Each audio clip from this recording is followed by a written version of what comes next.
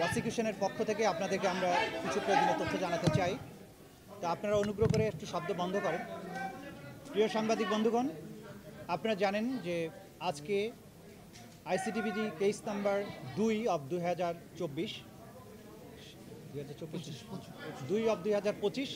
সেই মামলাটির আজকে একটা নির্ধারিত তারিখ ছিল।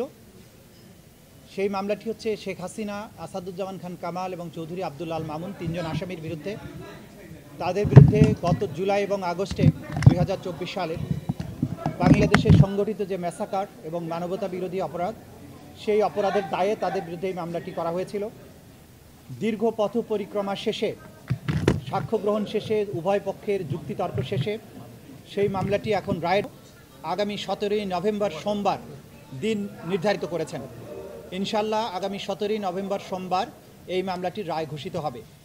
এই মামলাটি চূড়ান্ত পর্বে আসার পেছনে আমাদের প্রসিকিউশনের যে সমস্ত সদস্যবৃন্দ অক্লান্ত পরিশ্রম করেছেন, তাদের প্রতি, আমাদের তদন্ত সংস্থার যে সমস্ত তদন্তকারী কর্মকর্তাবৃন্দ তারা অক্লান্ত পরিশ্রম করেছেন এটাকে একটা যথাযথ প্রক্রিয়ার মধ্যে নিয়ে আসার জন্য, তাদের প্রতি, ভিকটিম পরিবার, সাক্ষী যারা দিয়েছেন, যারা নেপথ্যে কাজ করেছেন, সর্বোপরি বাংলাদেশের সাধারণ মানুষ যারা এই বিচার প্রক্রিয়ায় আমাদেরকে পেছনে থেকে সমর্থন করেছেন, সাহস জুগিয়েছেন, তথ্য দিয়েছেন এবং ধৈর্য ধরে আজকে এই মামলাটিকে রায়ের পর্যায় পর্যন্ত নিয়ে আসার ব্যাপারে ভূমিকা পালন করছেন, সেই গোটা জাতির প্রতি প্রসিকিউশনের পক্ষ থেকে আমাদের গভীর কৃতজ্ঞতা, শ্রদ্ধা এবং ভালোবাসা জানাচ্ছি। আমরা অঙ্গীকার করেছিলাম যে যারাই বাংলাদেশে যত শক্তিশালী হোক না কেন, যদি কেউ অপরাধ করে, মানবতা বিরোধী অপরাধ করে, তাদেরকে সঠিক পন্থায় বিচারের মুখোমুখি করা হবে এবং তাদের আইন অনুযায়ী যে প্রাপ্য সেটা তাদেরকে বুঝিয়ে দেওয়া হবে। সেই প্রক্রিয়ায় আমরা একটা দীর্ঘ যাত্রা শেষ করেছি। আমরা এখন চূড়ান্ত পর্বে উপনীত হয়েছি।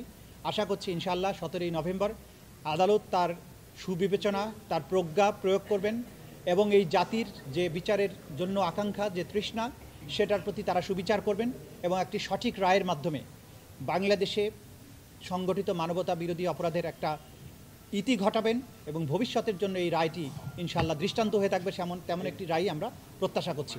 তো আপনাদের সবাইকে ধন্যবাদ এখানে আমাদের কথা শুনে।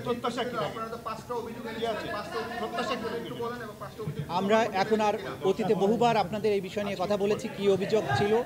আমরা সর্বোচ্চ শাস্তি আদালতের কাছে প্রেয়ার করেছি। আদালত তার সুবিবেচনা প্রয়োগ করবেন এবং আমাদের পক্ষ থেকে প্রেয়ার হচ্ছে যে এই অপরাধের দায়ে আসামিদের যেন সর্বোচ্চ সাজা দেওয়া হয়। একটু এই রায় ঘোষণার দিন ধার্যকে কেন্দ্র করে দেশে যে পরিস্থিতি তৈরি করা হয়েছে, এখানে আপনার কাছে মনে হয় কিনা যে এটি থ্রেট টু জাস্টিস বা এরকম কিছু বিচারকে সরাসরি যদি কেউ বিচার প্রক্রিয়াকে বানচালের জন্য কোনো হুমকি দেন, কোনো কার্যক্রম করেন, ডেফিনেটলি সেটা আদালতের প্রতি, আদালতের প্রসেস, আদালতের প্রক্রিয়াকে বাধাগ্রস্ত করার শামিল হবে।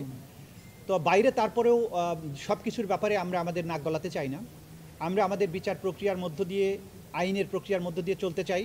দেশে সরকার আছে, রাষ্ট্র আছে, জনগণ আছেন, তারা সব কিছু ভালো বোঝেন এবং যারা উস্কানি দেবেন, যারা সন্ত্রাস করার চেষ্টা করবেন, সেই ব্যাপারে আইন অনুযায়ী রাষ্ট্রের পক্ষ থেকে পদক্ষেপ গ্রহণ করা হচ্ছে, ভবিষ্যতেও হবে। আর যে জাতি ঐক্যবদ্ধ থাকে, জনগণ যখন জেগে থাকে, সেই দেশের ভাগ্য নিয়ে সেই দেশে নৈরাজ্য করার সাহস, শক্তি কারোরই কোনো দিন ছিল না, হবেও না। আমরা বাংলাদেশের জনগণের দেশপ্রেম, তাদের প্রজ্ঞা, তাদের ভালোবাসার প্রতি শ্রদ্ধাশীল। দেশের সরকারের বিভিন্ন সংস্থা, বাহিনীর প্রতি আমাদের আস্থা আছে। আমরা আশা করি যা কিছু বিচ্ছিন্নভাবে ঘটছে সেগুলো কোনোই প্রভাব কোনো জায়গায় পড়বে না এবং সব কিছু স্মুথলি হবে, বাংলাদেশ সামনে এগিয়ে যাবে। আমরা দেখছি